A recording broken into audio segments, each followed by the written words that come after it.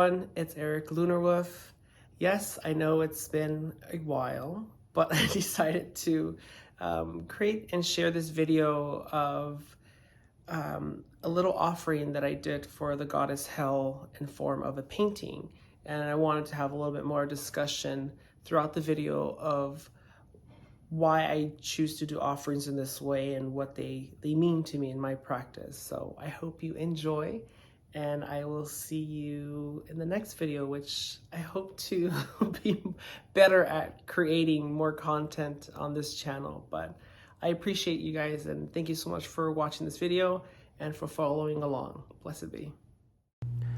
All right, you guys, so I wanted to do something that I normally tend to do in terms of like offering.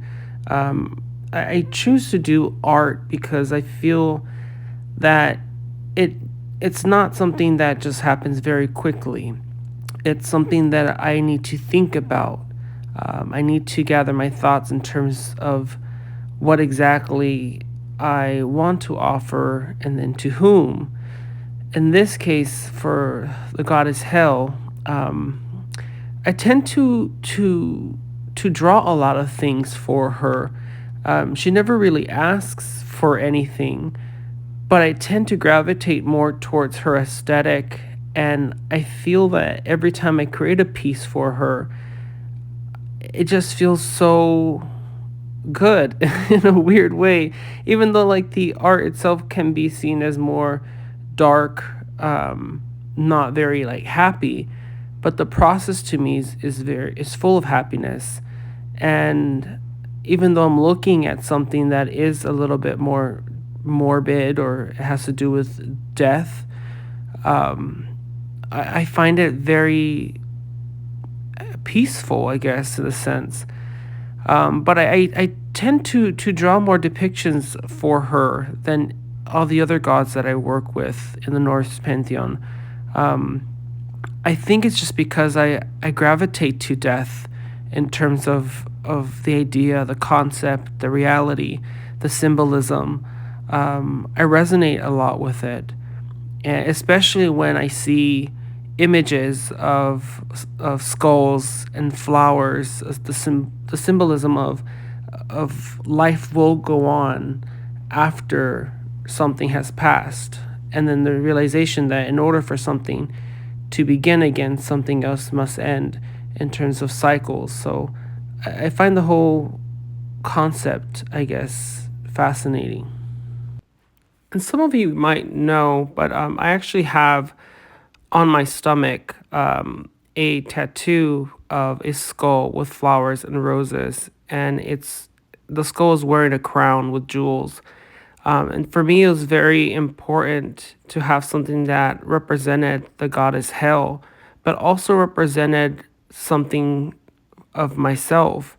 I know it's kind of weird, I guess, to say, but I see myself as royalty, and I have to remind myself that I am royalty in the sense of not being stuck up or not, I guess the way it sounds kind of arrogant, but it reminds me to always be true to myself and to be compassionate and to realize how I would like to rule my reality and how I would like to be the king of my reality and to practice sovereignty and to realize about my legacy and what I leave behind.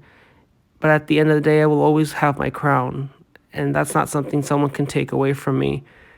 So I appreciate the lessons. I know there's so much more to learn, but I feel I connect deeply in the moment when I'm present, creating art as an offering.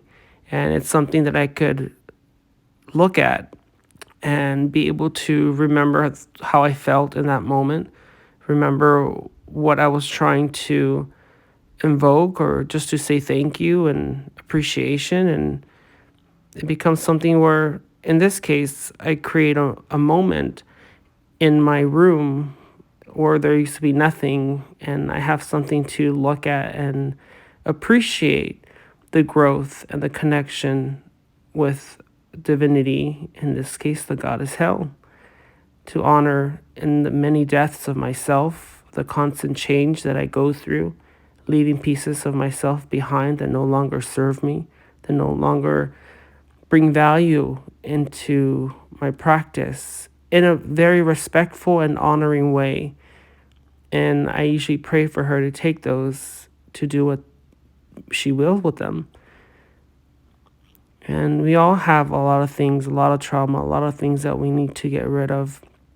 And I feel that she's always there to embrace, to take from us. And like I said before, she never asks. I never feel like she asks of anything, but I tend to give her the most. And maybe it's because she never asks of anything. And I just find that very beautiful. So I hope you have enjoyed this video. I hope that it brings you some kind of entertainment, or maybe you get something from it. But as always, blessed be. Skål.